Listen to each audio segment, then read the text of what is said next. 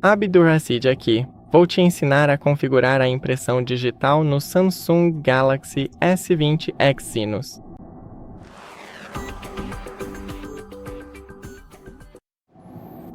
Então, primeiro, vá para as configurações.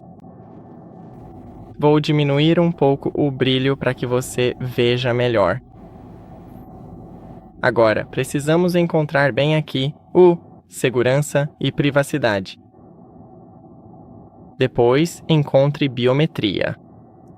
Agora, Impressão Digital e Continuar. Primeiro, precisamos definir um bloqueio de tela seguro.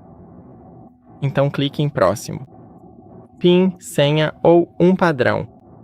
Vou ficar com o padrão. Você pode escolher o que quiser. Agora, registre.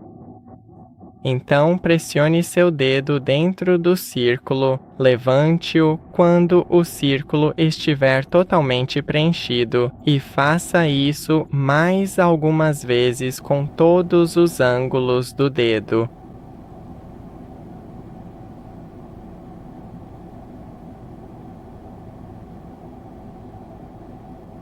Ok, e estamos quase terminando. Só mais algumas vezes.